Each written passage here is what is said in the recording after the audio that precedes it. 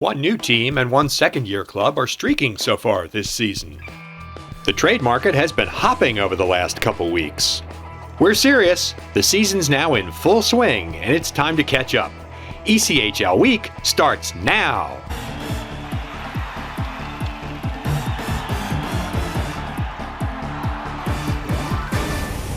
Hi, and welcome to ECHL Week. I'm Barry Schickling. We start the 28th season of ECHL hockey and the 4th season of ECHL Week by making a couple of changes to the program this season. First, we're going to be more concise and try and jam a lot of stuff in a little bit of time so you can watch it as easily as possible. Second, we're going to take the show on the road as much as we can. Get out of the studio and get to different places around the ECHL. Today's show, we're at the West Metro Arena in Wheeling, West Virginia, home of the Wheeling Nailers. Let's get started with season number 4 of ECHL Week. Of course, the big story in season number 28 of the ECHL is that 3 new teams are on board this season. The Adirondack Thunder, the Manchester Monarchs, and the Norfolk Admirals are all taking part in the league this season. We'll talk about all those teams sooner or later, but right now we'll focus on the Adirondack Thunder, the team that's off to the best start in the ECHL this year. A little earlier we caught up with Cale McLean and asked him about what it's like to have ECHL hockey in Glens Falls, New York. As we could, and really wanted to recruit on both ability and character. That's something that, you know, from the Calgary Flames organization who owns us and down through, we really believe in the fact that if you have that character along with players that will have the ability, then you're going to go a long way. And you do find yourself sometimes in lean periods in the ECHL over the course of a year, and usually that will pull you through when you have those guys that will help the team stick together. So I think that's the one thing that really I kept in mind as we were building this team. I think that the interaction with the community at the ECHL level is something that fits well in Glens Falls. They're very involved from a fan base point of view, and I think they really appreciate not only the hockey, but also they appreciate the give back from players and teams in the area. So at the ECHL level, I think there's a lot of give back. So I think that'll be a great mesh between the two. And the bottom line is, like, it's a hockey community. They really have a passion, and they really have a stake in how the team does. They expect a lot, and it's a good thing to be a part of. You know, it's good for these young guys to feel that. I feel it, and it really gets you going in the morning. If Adirondack has been the envy of most of the Eastern Conference, out west, one team, the Missouri Mavericks, has been setting the pace in the first 6 weeks of the season. Under the guidance of head coach and director of hockey operations Richard Matvichuk, they've already fashioned a 6-game point streak, and now they're working on a 9-game winning streak. Those 2 runs have helped put the Mavs at the top of the league standings. They're tops in the league in goals against per game, thanks in part to an outstanding goaltending duo of Parker Milner and Josh Robinson. Ex-Toledo Walleye Tyler Barnes, along with Kellen Jones and Jesse Root, are pacing the team in the points department. After missing the postseason last year, an NHL affiliation with the New York Islanders seems to have made a difference. It looks as if it'll be hard to keep the Mavericks from the playoffs in 2015-16. Highlights of the week up next on ECHL Week.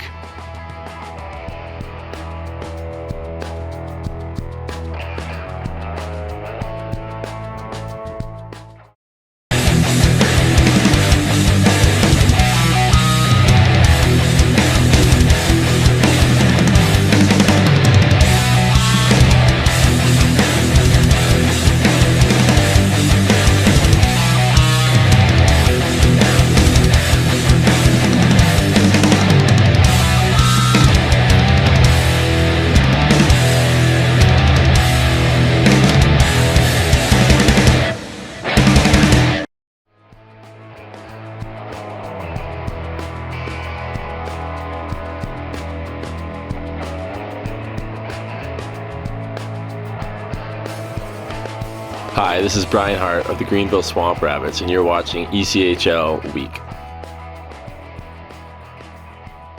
Isaacs at top of the near side circle, throws it on net, score! Second in the league, big drive, Cameras, knockdown, rebound, scores. Inching in again, shot, Welcome back, Kyle Kramer to Lawrence, Colorado. Zimmerman gets Linsmeyer's helmet off, throws a couple of rights, hits him with another right, and it knocks him to the ice. Here comes Davatella cruising in, has Kramer with them. Backdoor, score! Lando, back with it, left wing side, shot, scores. With 6 seconds left in the period, Idaho ties it at 3. Age of Lazaruk wrapped around near side, backdoor feed, shot, scores. Shot, save, scores! Eagles tie it at 4. Lagasi got a huge piece of it, and it bleeds through. Stretch pass, racing in, all alone, shot, score! Jake the Snake wins it for Colorado! Brought up over the line, looking out, walking in, shooting, and they score! Joe Wilson! Picked, but it's gotten back up top to Byer, top of the slot, scores! Overturned now to Perry. Perry to Manella, who shoots one off the shoulder. There at Medor, rebound, and they score! Down, book the lookout, intercepted by Byer. Byer shoots, and he scores! Cincinnati back at full strength. Look out, puck out front, rebound there, and they score! Budish centers one out front, shooting, Downing scores! Budish finds Jack Downing. Here's Graysell, up with Hammond. Hammond shoots, Hammond off the post, and he still, the puck stays out. Cyclones looking for a big stop. Foster over the line, shooting one, glove save, ball game. Brandon Whitney with the save, and the Cyclones pick up the 4-3 shootout victory over the Orlando Solar Bears. What a game! Cohen dropped back on the play for Spencer Pommels, but he couldn't get enough leverage for a shot. Cohen up top, Sean Erickson is out, score! Cristiani in front, his first goal as a pro. Erickson picks it up, reverses off the wall looking for Ferrio. Walters beats him to it, has an opening in front, backdoor shot, they score, and the game is tied. That was Eric Higbee on the back door, controlled by the rush, but quickly Kenton Helgeson tries to get it out. Garrett Clark keeps it in, it comes to Pommels with his shot, score! What a play by the rookie! 11:03 to go in the game, we're tied at 2. Kostolansky cross ice in the neutral zone to Brannon, left behind for Ciotti, he turns on the jet, Ciotti throws it towards the net, score! Off the skate of Daniel Bartuk it in, and with 8:23 to go in the game, the Rush have a 3-2 lead. Alex Krushelnyski one-on-one against Doherty, everybody's back-checking with him as well. Here comes Krushelnyski through the legs of Doherty, Vitaccio gets a stop to it, and it lands on top of the goal. Open area to Ferrio, slows things down, tries to build up some space. Ferrio up to Young, sprung him out of range, Young, score! 3:13 left in overtime, the Rush get their second point, they dogpile him in the offensive zone. Are you kidding me with that goal? Michael Young, top shelf! News from around the league, and we hear from the commissioner when ECHL Week continues.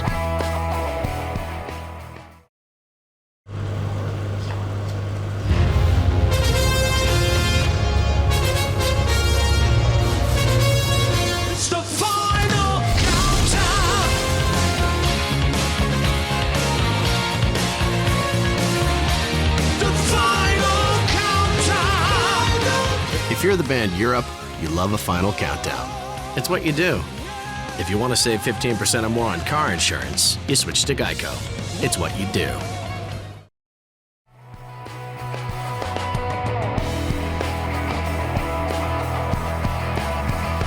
Hi, this is Nathan Oishik of the Elmira Jackals, and you can tweet me at Oisty74. The Evansville Icemen are in a dispute with their landlord, the City of Evansville, about a new lease for the Ford Center. The current lease expires at the end of this season, and the team claims it needs to have a better deal in place by early December to stop losing money and continue next season. Fans could be forgiven if they thought the trading deadline was this month.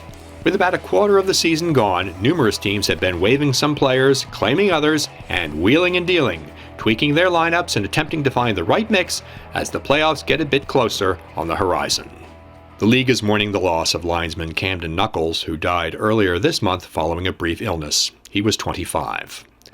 Knuckles worked as a linesman in Orlando for the last 3 seasons. All ECHL on-ice officials and the Orlando Solar Bears will wear Knuckles jersey number 32 on their helmets for the remainder of this year. Earlier in the program, we talked about the 3 new teams in the league this season. Not too long ago, we caught up with ECHL Commissioner Brian McKenna, and he discussed the assimilation of those 3 teams into the league. Going well. I had the opportunity to visit Manchester and Norfolk on the opening weekend of the season, and a strong crowd in Manchester, and I think a good reception there for ECHL. There's an education process I think that has to occur particularly in Manchester and Adirondack with regard to the ECHL, the quality of play, and I think a lot of fans there are coming out, taking a look, and doing their own evaluation. But I think once they understand that about 50% of the players in the ECHL will play games in the American League over the course of any given season, that they understand that there's a similarity there, and our league is very much like the American League in that there's a lot of good, young, fast hockey players, and the quality of play is good. So That wraps up this edition of ECHL Week from Wheeling, West Virginia. Thanks for joining us. We hope you'll follow us on our social media sites at ECHL Week on Twitter and ECHL Week on Facebook. As we leave you today, we take a look at the Utah Grizzlies and their recent visit to the Veterans Administration Hospital in Salt Lake City. See you next time.